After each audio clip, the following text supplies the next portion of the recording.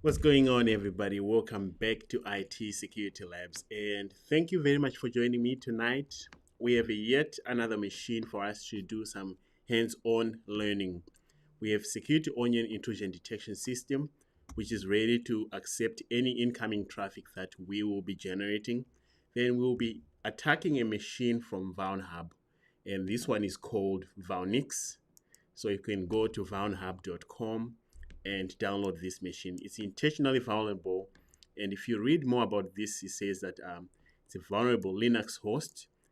It is a configuration weakness. So we know today we're not attacking a web application. We are mostly looking at a weakness in the system's configuration. And so it's not a software version or anything like that. This is a really old machine, but at the same time, there's something that I wanted to learn and also showcase with you how fun it can be to attack other things other than web applications. So today we'll not be firing Nikto or GoBus or anything like that, which is really fun. So the goal is to boot up the machine, find the IP address, hack away and obtain the trophy hidden in the /root directory by any means that we find. So we need to find the root directory, make sure that everything works here. So that's our goal. As always, if you have any questions, let me know in the comments. Otherwise, download this machine and hack with me as we go through this. And it's good to see you, William. Thanks for joining. All right. I am using the latest version of Kali Linux. This is the 2021. So I just sign in here. And our victim machine is on 192.168.38.207. I found this IP address from my DHCP server, so you need to find this IP from your DHCP server if you want to do this, or you can run in NetDiscover. Finding the IP address is not part of our scope, but our victim IP address is 192.168.38.207. Let's verify that Security Onion is actually intercepting traffic. So if you go to a Security Onion, we can see that we have events that are flowing in here. So we are ready. As we do the attack, the intrusion detection system should detect what we are doing, if it's malicious and if it's bad. And that's the goal here. One more thing to note is that this machine actually works in VMware Fusion. So I haven't tried it in VirtualBox. I had to use it in VMware Fusion. So that's where it is located. All right, so other than that, let's go ahead and start our Nmap scan as usual. Start with Nmap minus SV minus SC. So this is, let's scan for all ports as well, like that. SV for service version, SC to use default scripts that are loaded within Nmap. And this should tell us which ports are open, of course, from 0 to 6500 or so ports, or TCP ports. This is not a UDP port. If you want UDP port, use -SU, but this is what we are doing right now.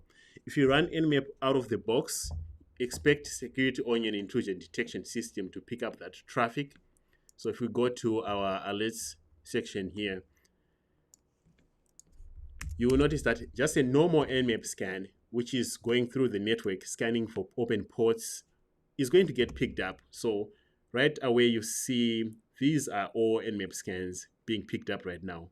When you see ET policy, ET scan, that's Nmap being caught. So that's one thing to keep in mind right away. Let me move myself here to around so you can see. We're using Suricata intrusion detection system. So Suricata is going to pick a lot of these. Let me sort them by severity. So most of these are going to be Nmap. So ET scan. So if you pick this one, for example, and drill down, this is Nmap. Probably set up a user agent somewhere.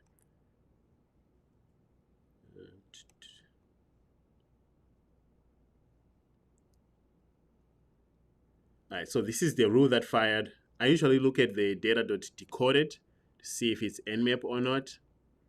And here's a message as well if you're curious what that looks like. This time I don't have it. I don't have it in here, but Nmap does set an Nmap user agent when it goes. And after seeing it a long time, I know most of this noise here is from exactly this scan that we're doing here. All right. Unlike what we normally do, today we actually have a lot of ports. So this is a little overwhelming. Most of the time you see we have like 4 ports or 5 ports, and a lot of people get thrown off when something like this happens. We scanned a machine, we see port 22, which is open. And remember, I always say, oh, I look for the version. This is an old version of SSH. So it's worth investigating, like going to search exploit and find out, is there anything you can do with this SSH version? We should look it up. But for the first time, you see that we have port 25. I think this is the third machine I've done a live stream on where we have port 25. And port 25 runs SMTP, and as you can see, it tells us which commands we can run. And this is as a result of the SC option here. And we can run as, is it Vulnix? Maybe that's the name of the machine, or a user. Pipelining size, that's just the parameter. We can do verify. And this verify is very important for SMTP because it will verify whether a user exists on the system or not. Then we can run other things here. So obviously we need to take a look at this as well. And to avoid being confused, make sure to come up with a methodology, because right now we've only looked at 2. We also have finger on 79, which there's a tool for enumerating finger. Then we see a ton of RPC binds, usually for mounted shares. So we need to enumerate to see where are the shares mounted, but here's a bunch of RPC binds. This dev code, yeah, you can look at that one as well. And we see a bunch of other random ones. This one, TCP wrapped ports, usually means that something is up here. Maybe it's a firewall, or we cannot directly access this port. So something to keep in mind. And then just looking through all these other ports, a lot of RPC, mount D. So when you see a lot of these mount D, mount somewhere, and also RPC bind, this is just a telltale sign that we do have an NFS share somewhere. So the first thing that I do before I even enumerate even this SMTP, I like shares. Network shares are like FTP, are very good because then they will give you an opportunity to interact with the system right away if you can access them. So my strategy is to not do a top to down. I'm looking for the lowest hanging fruit here. And since there's a lot of talk about network shares, which is files that are being shared from this system, I like to start by looking at that right away before I look at other ports. So let me open a new tab here. So if you wanted to see if there's any mounted shares here, according to this, you can do a show mount. And is it? Let me do it as help.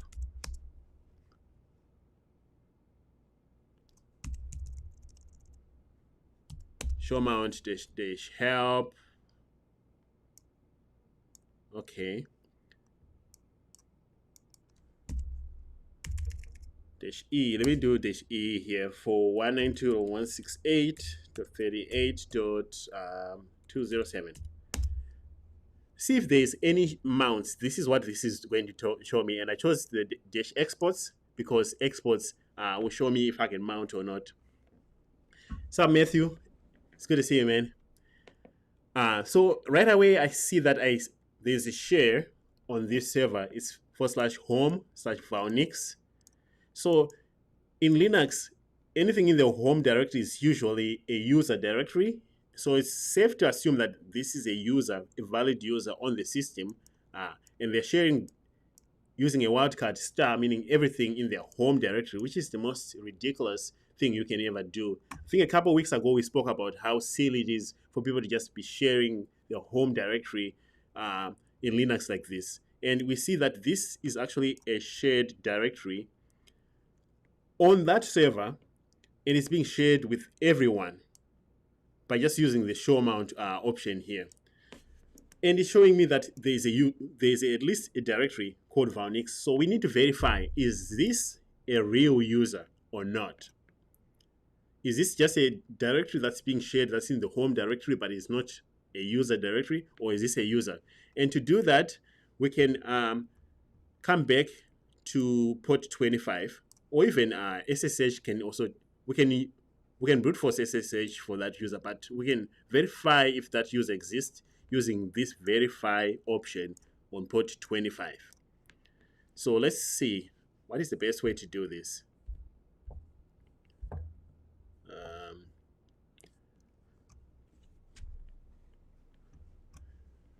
Let me pull a cheat sheet for you that you can use, or you can just Google SMTP enumerate user. I'm just Googling that right now because that's what we do. So we have port 25, which is SMTP enumerate users, and here is a pentest blog. Here's another two. Either way, it doesn't matter. And here is the option. Let's try that. Let's enumerate for users. Because like I said, if that is a valid user, Vulnix, then we can just mount and see if we can see things. So we do have SMTP enumerate user here. It looks like we can just run this command as an example and give it a list. I'm just going to do that using the verify option. So it looks like this takes 192.168.38.207. I don't want to give it a user list. I just want to give it the user that I found. I hope this is capital U or lowercase u. We'll find out. Let's see.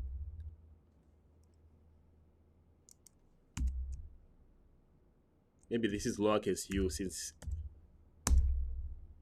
yeah, that was a educated guess. So we said we have a tool that we can use to verify if a user exists on the system if it has port 25 open, and we use the verify option, which our Nmap showed us here that we can do.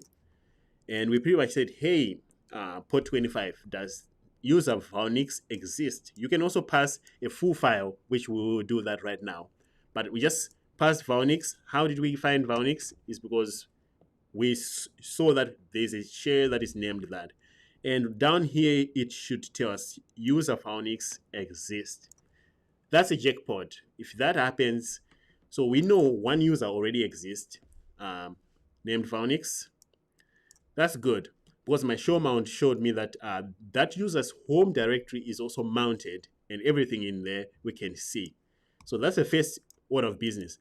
Let's use SMTP enum users as well to verify that, or to see if there are any other users out there.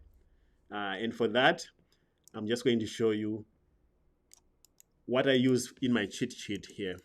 Every time I see port 25, this is what I do. And you should do the same way. So we run the SMTP enum users. If verify is open right here, then you give it -u for capital for users. Then use the word list that's already saved on your Kali Linux. In this case, Metasploit framework is a word list called Unix users.txt.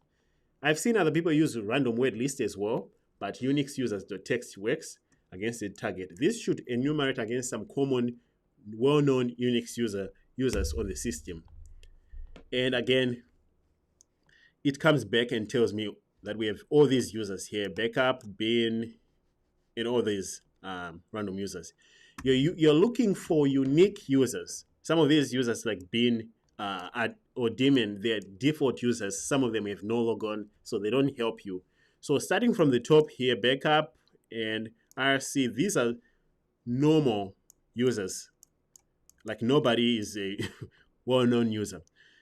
If you keep going, you can compare this. If you are not sure whether this is a normal user or not, just go to your Kali Linux and do this.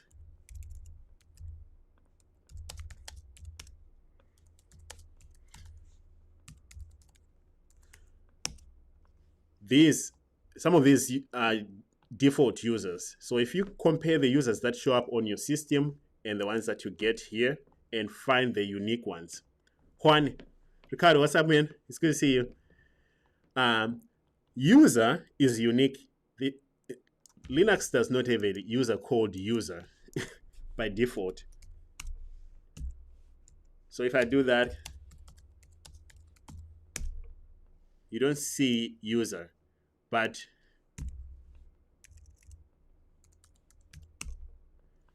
you see daemon as a default user. That's how you verify. So this is normal. So which ones are the unique users? User is unique. Of course, this word list will not find Vulnix because Vulnix is not in the word list. But so far we know two users. We have one user called user, which is kind of clever to put and hide. And we also have another user called Vulnix. So that's how we use port 25 to verify that we have two users, user and Vulnix. So keep that in mind. So before we move on, we also know that there is a mounted share here. If you wanted to enumerate more on the mounted share, you can use RPC info. So it's RPC info help or man, and it will show you the different options here.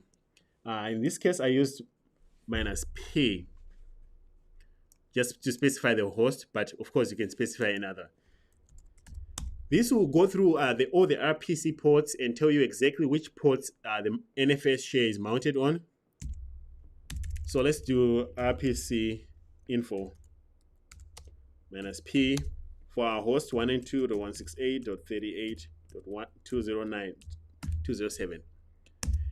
This is just going to show you the status of the RPC service, actually, and which ports it's mounted to on this host here, right here. You see that we do have some UDP ports here, but we have NFS. This is the network file share service that we are looking for on port 2049. So if you're curious, which port are we really interacting with here? It's port 2049 here.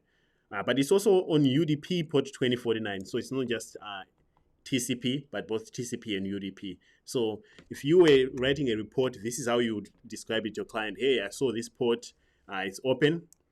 I also enumerated for users, and I found out that you have a user called user. I also ran the show mount command to show that I can mount the NFS share. So let's mount the NFS share now that we know that this works. Again, show mount, -e. This is looking for exports. It shows that we have home Vulnix, and we verified that Vulnix is a valid user, and they're sharing the user's home directory. If you wanted to know how to interact with NFS shares, but you don't know how, here's a quick place to go for help, because I find that we can attack all we want, but if you don't know how to look for help, things will not work for you. Let me show you. Let's go to IPsec Rocks. That is my favorite tool. I'll tell you how I use IPsec. IPsec is a YouTuber. He's really great. Network file share. If you do NFS, if you don't know how to interact with NFS, here is a few options where IPsec will show you how to do it in videos as well. So examining NFS with show mount, that's what I just did, and that's what I'll be doing. So I encourage you to click on this, or you can go and look up the right apps for the remote machine. That should also work. And then, but if you're not sure, just click on these links. It will take you to a video where IPSec will be explaining exactly how to interact with these as well. So let's go and mount our NFS share. To do that, we need to go to /tmp. Let me do that. Let me make a directory here. Network file share. I'll name it NFS. All right. Geez, my temp directory is a mess. Let me clean it up a little.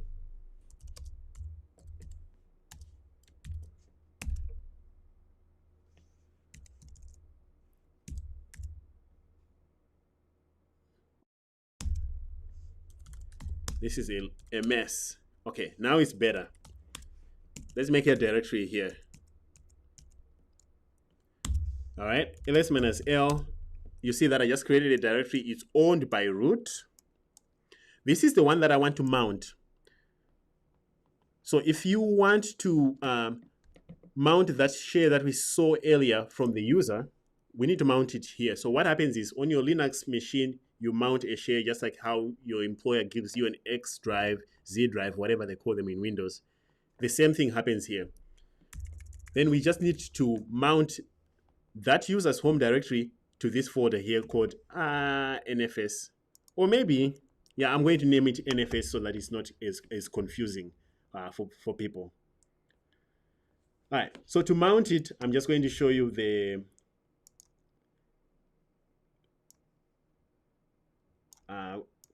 quick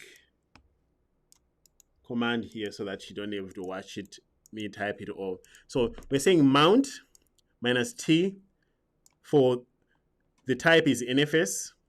That's what, then we're mounting on our victim machine. We saw that /home Vulnix is open for mounting everything in there, and we're mounting it in our temp NFS folder that I just created here. If I do an ls-l again, you will notice that when we had the NFS, it was owned by root. Now it's owned by nobody and this group here. This is how Linux file permissions work. But this is weird because what group ID is this? And who is this user? And why did it default to nobody when we mounted it from root here?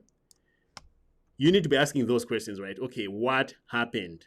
Well, first I'll explain. This changed to nobody because on the network file share, root squash is enabled. And root squash, I think you can do the same on IPSec rock as well.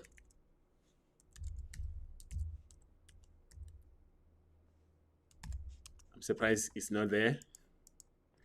So if you look up root squash somewhere else, maybe I'm not spelling it right. Root squash says that if you go on a system and you mount it as root, since I mounted this as root, change the permissions to nobody because they don't want you to be mounting things as root. That will break the system. So they automatically, by default, to protect the system, it will change the permissions of that mount to nobody and this random group ID here. That's what happens when root squash is enabled. So this shows me that root squash is enabled, and because of that, I know that if I try to go to NFS, permission is denied. That is not ideal because that's not fun. Okay, I just explained this part. What about this group ID here? What's up with that?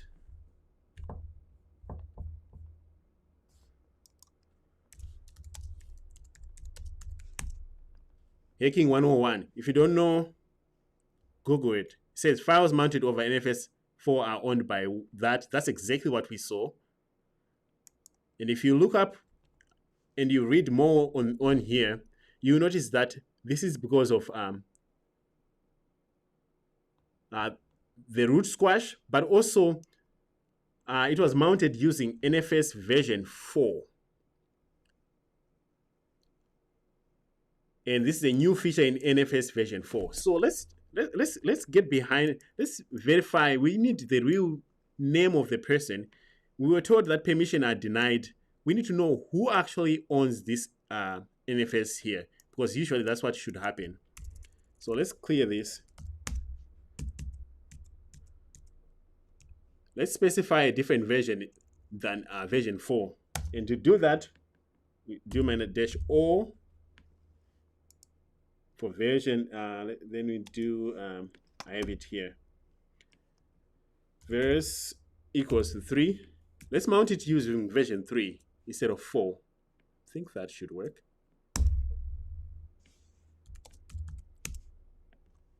All right, now that's different. You see that now it says it's owned by Vulnix Group, and it's 2008. That's the user ID.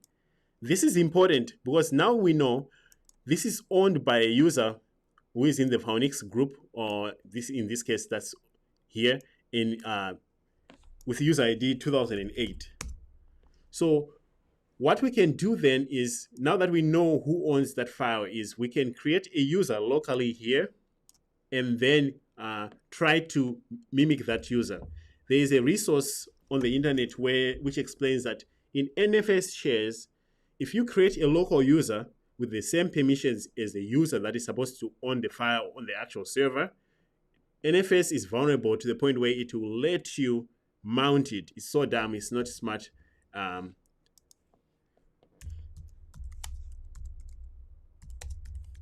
If you're not sure, you just Google NFS spoof user. This tool here will do it for you. NFS spy. I don't want to use it because it's not ideal. But NFS spy would just do it. You just spoof the user. Or there is a few articles out there that will explain how you can spoof the owner of the files. This is like a document that I read couple years ago about that. So the easier part is we just need to add a user. I'm going to add the user here. Actually, yeah. Let's add a user with user ID of 2000, and I'm going to name this user Vulnix because that's the same user that's on the server.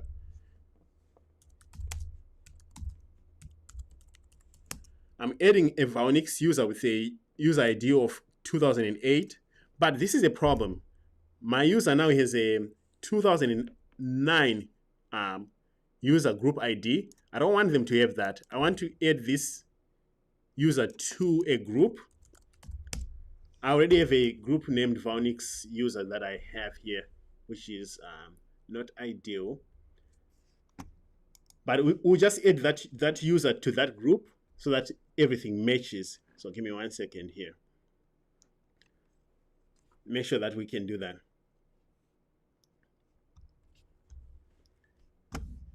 Let's do that. We did the user add Vulnix. Let's just add that user to our group. And then I will name it groups.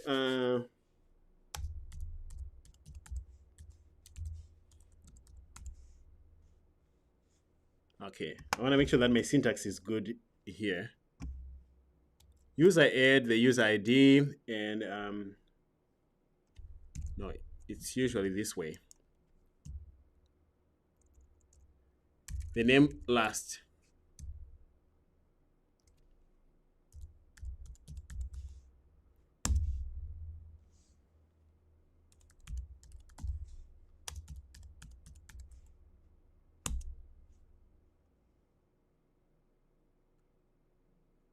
All right, now let's re-add the user. Now let's see. All right, so this is not ideal. You want the user ID and the group ID for that user to match, but it looks like let's try it this way. We just added a user and we added them to a group using this command here. Okay, now let's unmount and remount our share. Umount NFS. We just unmounted our NFS. Now let's remount it again using this command here. ls minus la. Let's check the permissions. All right, so it looks like it worked. Now we have the NFS share is owned by Vulnix. It's also in the Vulnix group, which is good because then now if we try to cd to NFS, permissions denied. But like I said earlier, if we switch user to our user Vulnix,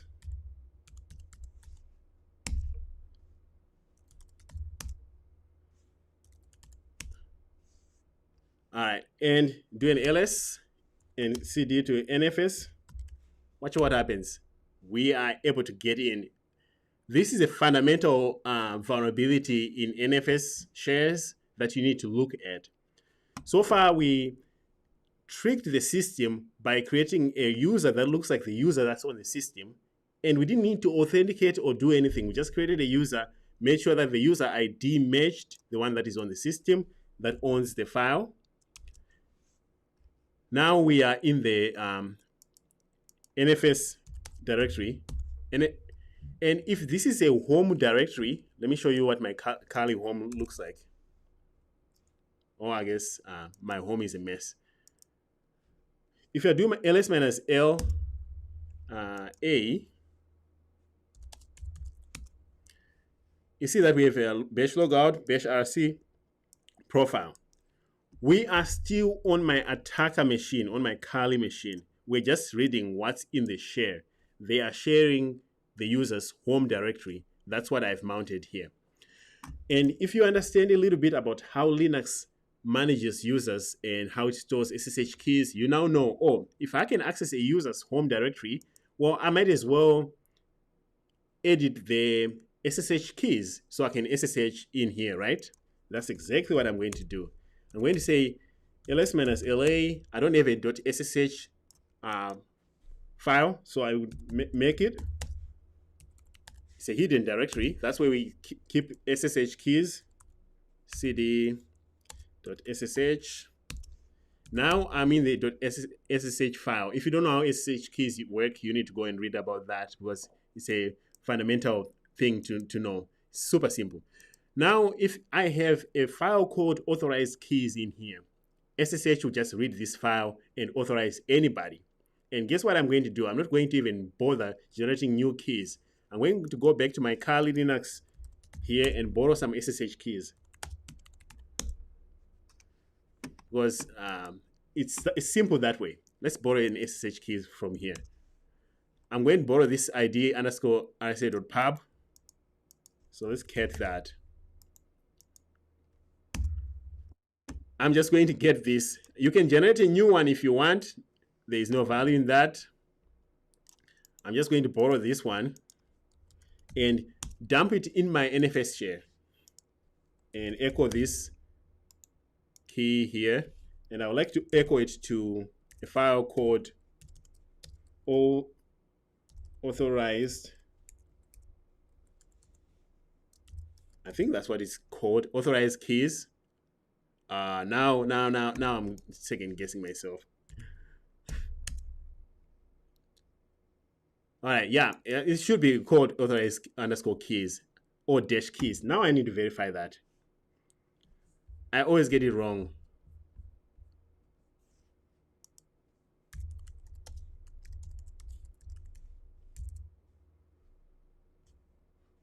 I think autocomplete was doing it for me. Yeah, I was right. Etsy password still shows group 2009 though. No, I have an actual group on the system. This is not the user group. This is an actual group that I added. So yeah, the user is in two groups on my system. So if I do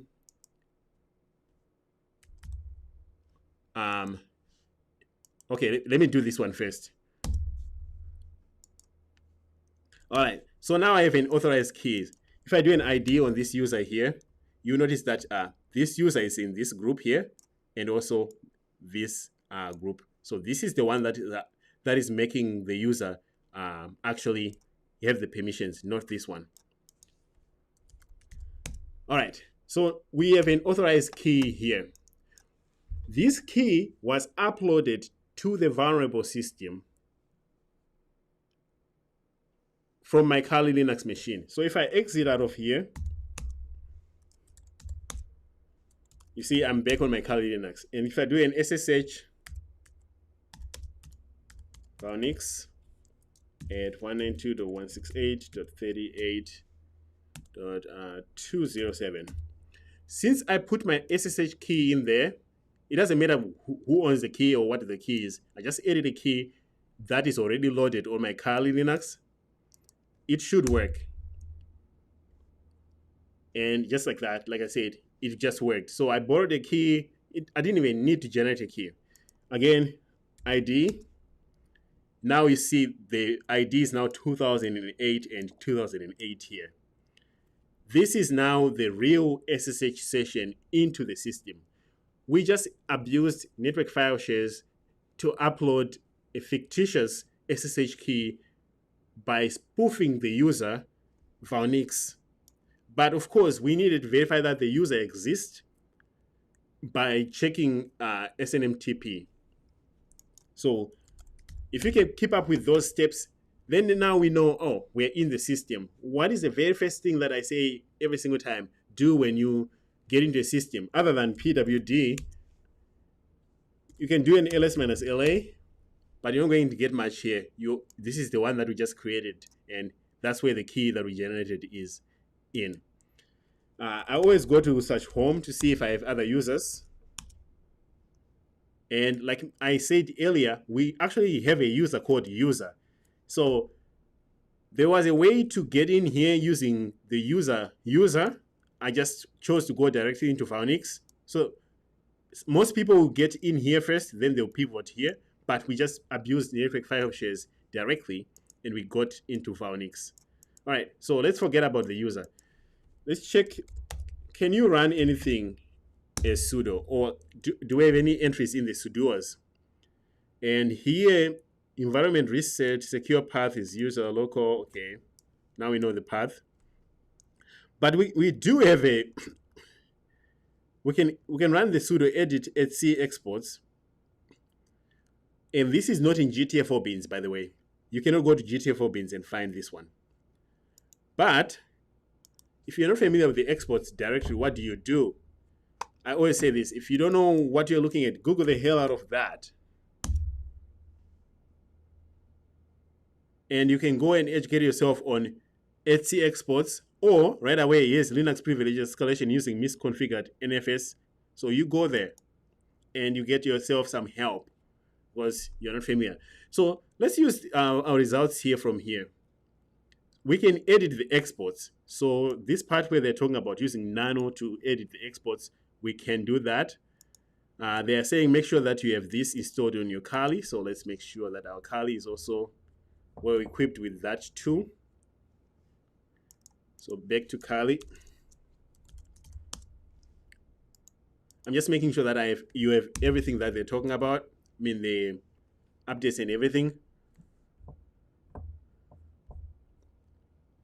All right. Make sure to read this. I'm not going to waste your time by reading another article during this, but it's very important that you understand what's happening here.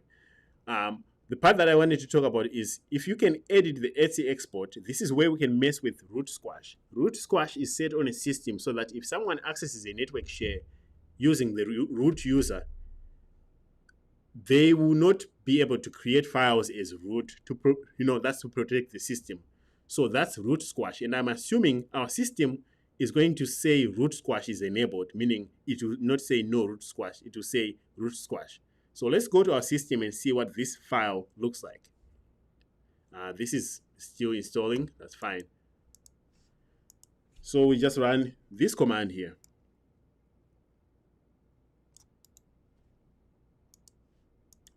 Let's clear that.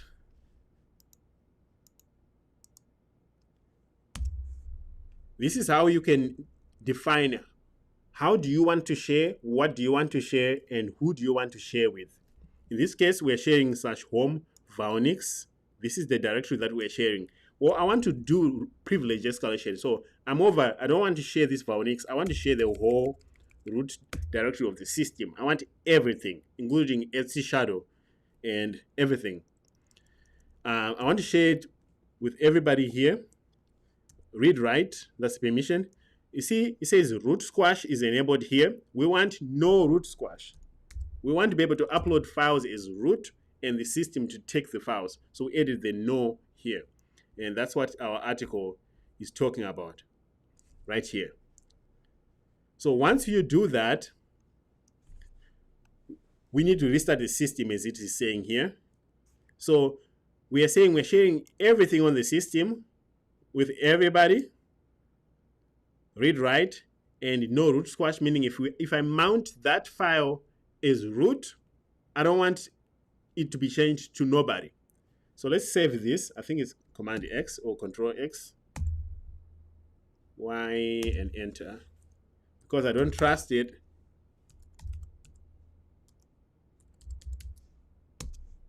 I want to make sure that my change is there. So this will only be effective once we reboot the system. So if you are in an engagement, this is where you maybe send a phishing email to the administrator and say, hey, this is so-and-so from Red Hat. You need to reboot your systems. Somehow you need to have them reboot this server for this to be effective. You need to phish the administrators, the IT people, or maybe cause a power outage, whatever you do. In this case, I have access to this system, so I'm going to go and restart it. I'm going to power it off. I like to power it off and on so that I know that it actually did restart than doing a reboot. Then start up guest. And as you can see, it's running in VMware. So you need to run this in VMware at least to work. All right. So while the system is starting, let's make sure that all of our packages installed. We just installed what they were talking about in the documentation. Then let's check the documentation again. So we just did this part here where we said no root squash is now enabled. I didn't do the home. I just did everything because I'm a little greedy that way. I could not run this command because I don't have any other pseudo privileges other than editing that file. So that's why I skipped that. So being able to know what you're doing really helps with these things. Then we need to do another scan. You can do an Nmap scan if you want. Actually, let's do Nmap. But show mount should also give you the same result. But let's rerun an Nmap scan once the system comes back online. All right, it's back. Let's do another Nmap scan and make sure that this time we can actually see everything. 30.207.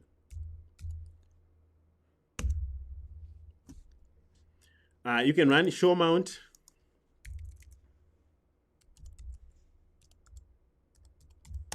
-E.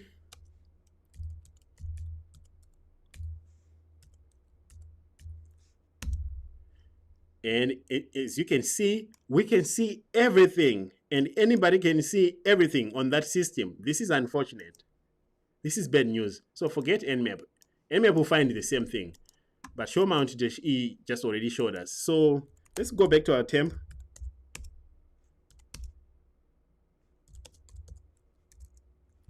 Let's check, see if it's still mounted. Oh, by the way, if you restart the remote system without properly unmounting, here you get this. So you needed to do an U-mount to unmount. But I think it remains broken if you do that. So let's make a new directory. I'm going to name this one root NFS. This is where I'm going to mount this time.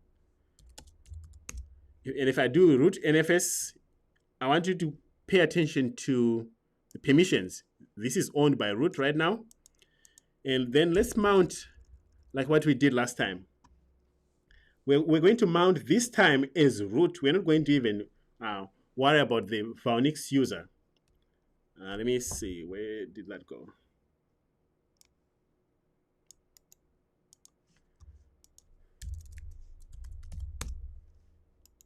We're going to mount another NFS again, but this time we're mounting it in the root NFS.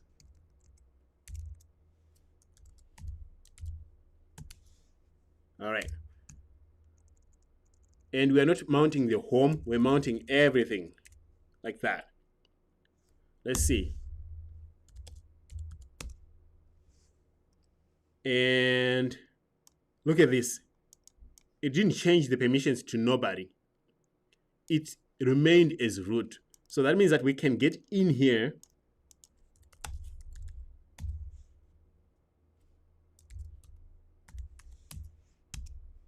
and we have access to everything on the system.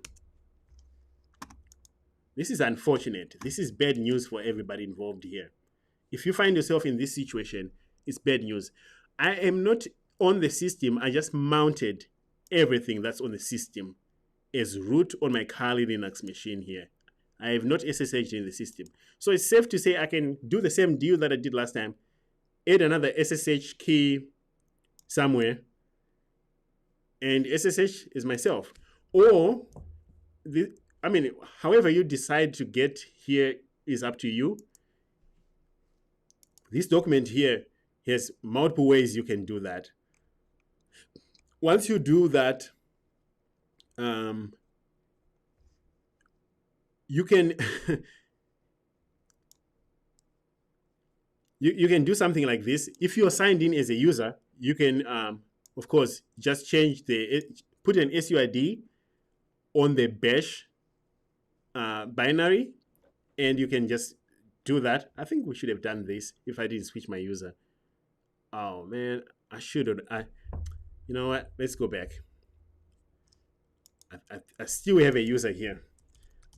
I'm going to do it that way because I think this is where most people might find themselves on. So say you had broken into this system through other means, right?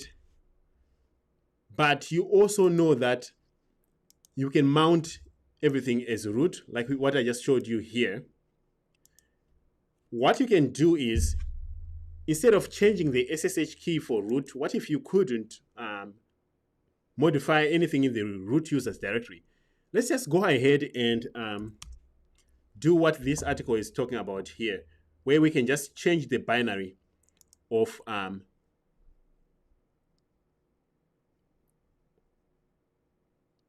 the system. So let's copy the bin bash binary from our Kali Linux into the mount share and put an SUID. Then I'll tell you what an SUID does. Then we can switch the user. So first, on your Kali, where you have mounted, go ahead and put the binary for bash. This time, where do I want to put it? I'm in the system. I'm everywhere on the system. So let's say, let's go back to the /cd home. Let's say we were still in the Vulnix user because this is where we had access to earlier. This is where you had access to. So put the binary here. So you're copying the binary on your Kali Linux, it's bin bash, into the home directory for Vulnix. That's what this command is doing. Now here's bash, the bash binary. If you go in your Vulnix, here's the bash binary that you just put. Now let's put an SUID. This is what this second part is talking about. Change mode, just put an SUID on the binary. But you do that on your Kali. If you do an ls -la, you should see an S on the binary. Let's do it here. Let's do a -l. I don't want the hidden stuff. You see this S here says that we have an SUID. One thing that is very important for you to understand here is that this binary is owned by root. It's not owned by Vulnix. The user that you're signed in as is owned by root. However, the SUID, this S permission here, allows anyone with executable permission to that binary to execute it as the owner. Who owns this? Root. Who are you signed in? Vulnix, who can only run one command as root. But Vulnix can run bash as root. So what can you do then? Let's run bash as root. And bash is right here, so I'll just put a dot bash. And if I do that, it should run as root, and bash will give you cannot execute binary file. Why? I do have executable here. Let's -L.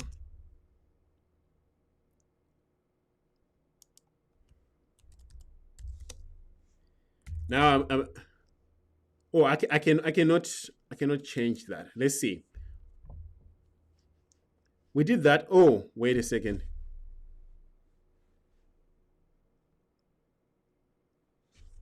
It's bash -P.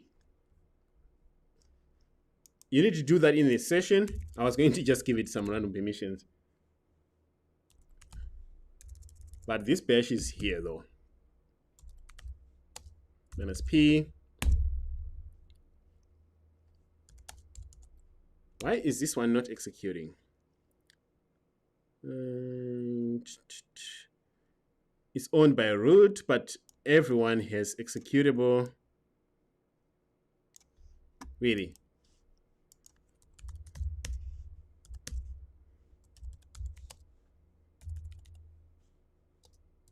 I'm just going to give it the utmost permissions. You need to do that from your Kali, by the way. Just make sure that I can run it. All right. ls -L. Wow. It has all kinds of permissions. -P.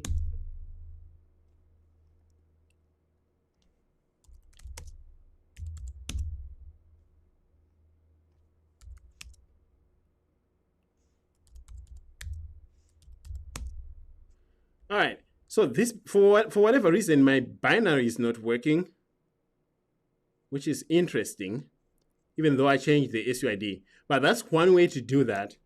Let's see another way. You can use C program here. It's the same idea. You need to give it,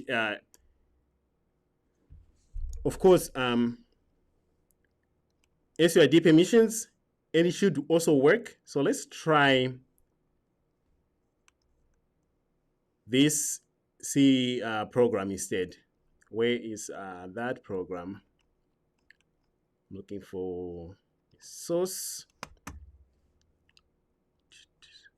So what we need is, I think I have this in my notes somewhere, is root.c.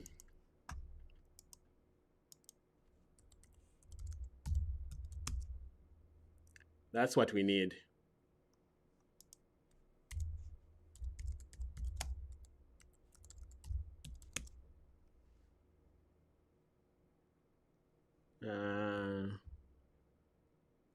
I thought I had that somewhere.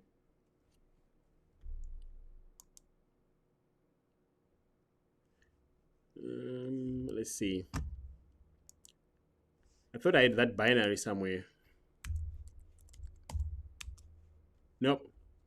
All right. So the next one is to run this binary here. It's the same idea. You copy that binary. Oh, wait. I wonder if I have it on my Kali. Let's do a locate.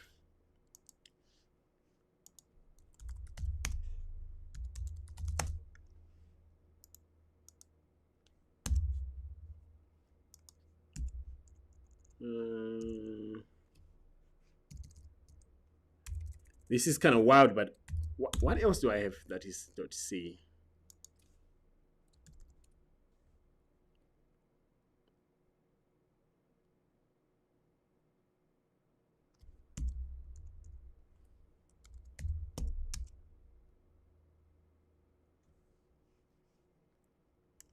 No. All right. I'm going to do it the easy way. I'm already in there, but get this binary and do exactly what they did here. It should also work, but why would I do that when I can also just put an SSH key? Let me borrow my SSH key, get it in there, and call it a day.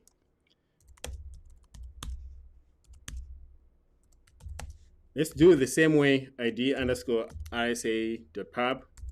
because we can. We can technically read everything on the system, so it shouldn't be a problem to do this. Cd root. Here's our trophy flag that we want. Let's actually sign into the system first. We need a .ssh file. Echo our key. In is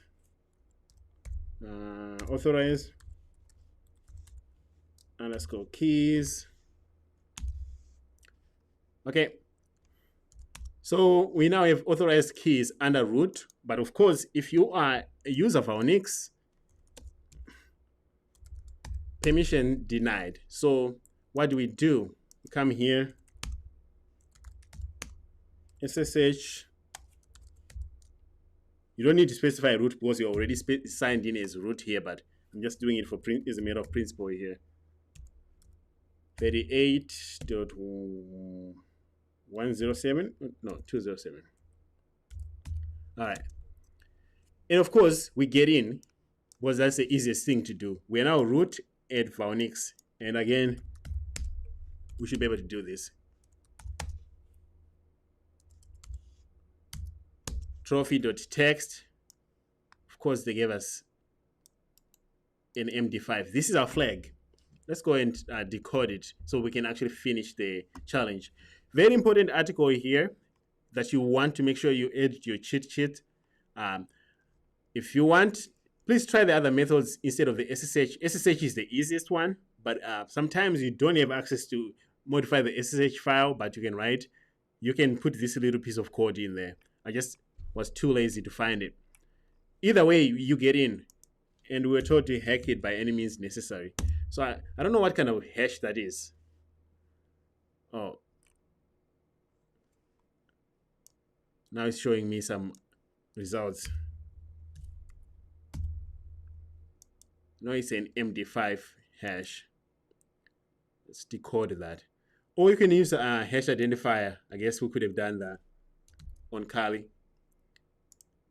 You will see that it's an MD5 hash. Let's decrypt it. Let's see what is a flag. And is it still loading?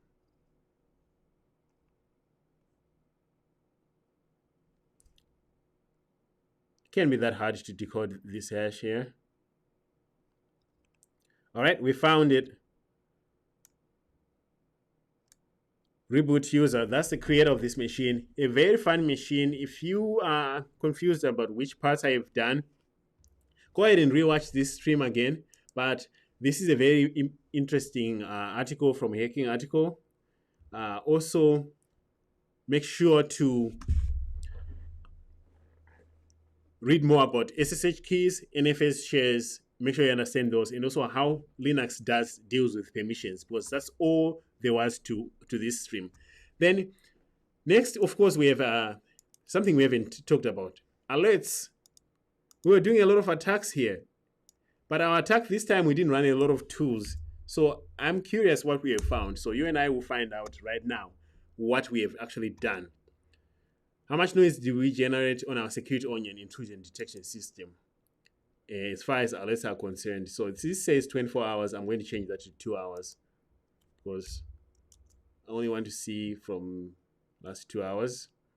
All right, like I said earlier, Nmap is going to generate a ton of noise. So most of this is going to be from Nmap. But this one says executable and linking format of file download. What is this? What was the file download that they're talking about here?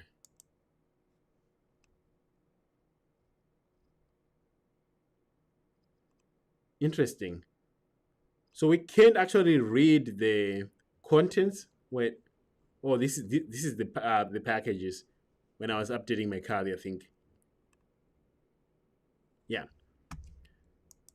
that's the packages. Let's go and move on to something interesting. Here's RPC login failure. What was happening here?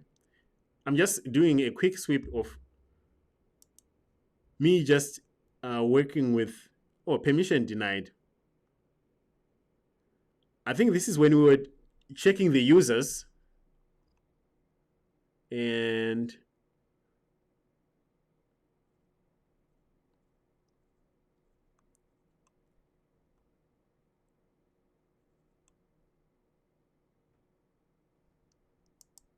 so this rule is just looking for RPC when it says permission denied. So if you try to brute force the RPC service checking for users, you do get something like this.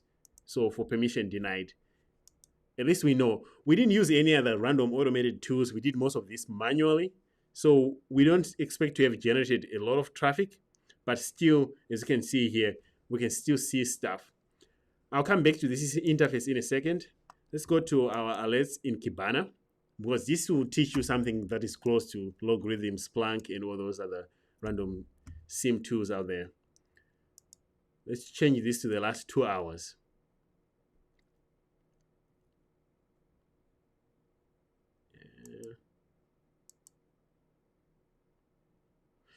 Well, right away you notice up here, when we started our attack soon after 9, it just spiked a bunch of, mostly because of Nmap, and yeah, just a couple of Nmap scripts that we ran. Let's do the last 2 hours so that we actually see more value. Apply. I'm also going to get a new tab for this one, so we can just search for our connection to port 25. We did interact with port 25 a little bit, so I want to see how many connections did Bro see. And I know Surikata might not have fired some events, but Bro did see some traffic from us, and this is so you can verify that we were actually attacking there. This is the same alerts that we saw. Here is a verify route that we triggered. I want to see that. While it's loading, what is this one doing?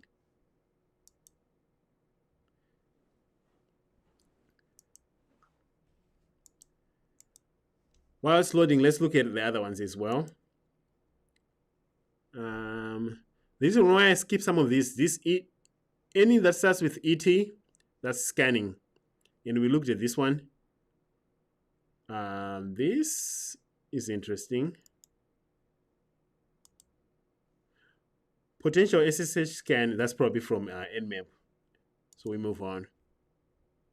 And a bunch of Nmap. All right, so we don't have much to look at today other than just a few things here. This is the rule SMTP verify that fired. Source IP is going to be our Kali Linux going to our victim machine, so we can verify this was us doing that. And destination port was port 25. Is this when we verified the user earlier when we were doing enumeration or not? So let's check that. Yeah, we saw the verify action.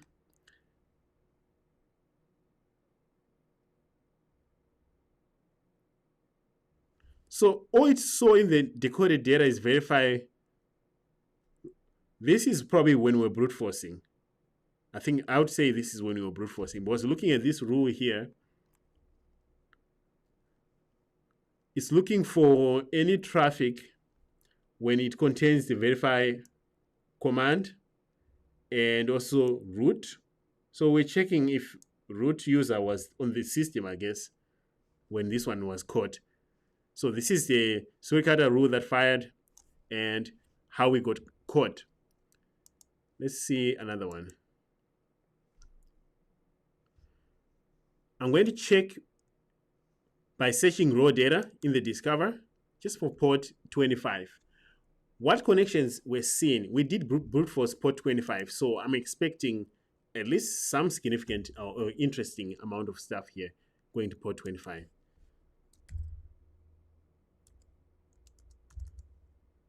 Then I'll do 25. I want destination source or whatever it's called. That's why I'm using a wildcard here. All right, so here are instances when we interacted with port 25. I wanted us to see, look at the value here. 205. What do you think was happening here? We had so many connections to port 25, 200 times. in the same time, 205 times.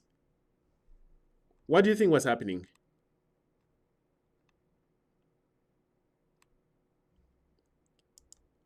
That's when we were enumerating users. So does that word list have 25 people in it? I'm curious. But they're all broken, of course, events. I'm surprised there is no Suricata rule that is able to detect when somebody is sending this many requests in a short period of time. But as you can see, it's just 205 events, entries in a very short time, and they're all broken events. So this is how we can verify that someone was really enumerating for users on this system using port 25. So as you can see, you can actually do the attack. A lot of manual work. Today we didn't do a lot of tools or automated tools except for brute forcing here. And you still leave some residue. Just because you were doing things manually does not mean you don't leave traces of that you were attacking. And as you can see, that's exactly what we did here. So that's what I had for today. Let me know if you have anything in the comments. Otherwise, this was a really fun machine. I'm looking forward to doing more machines that just don't involve port 80 or some random HTTP port, but actually diversify our attack surface like NFS today. Maybe next time let's go back to a vulnerable service that is an actual public exploit that we can edit or something like that. But this was really fun. If you joined late, we just finished up attacking the machine Vulnix from Vulnhub, and also we looked at our brute forcing here. There's another way that I didn't show, which was brute forcing SSH using the user. I didn't think there was value in us brute forcing SSH. It's not, to me, it's not a first thing that I would do. I don't want to brute force a first site. That's just not ideal. At least try other ways. And so if you're interested, try to brute force the user, and you also find the password let me in, which will let you in. And that's about it. For my notes, actually, I found, that's good that you asked for those, because these ones are better notes than mine. Trust me, these notes are way better than mine, and they are even better. And this is where the IPSec rocks. Use these notes that I sent to you from this user here. They're way better and they're better organized. My notes right now contain some secret information for the OSCP. They need cleanup. If I share them with you, I'll be violating all kinds of rules with the OSCP material. But once I get them cleaned up, maybe I'll share. But I've seen better notes than mine. These ones are way better. And I borrow from this guy to add to mine. So you're better off having this.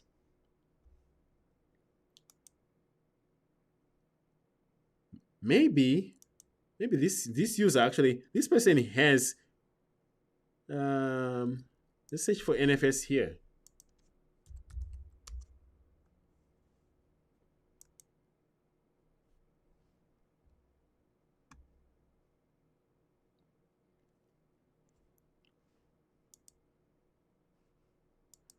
I bet you what we just did here is here. This person already has it. Yeah. Let's see.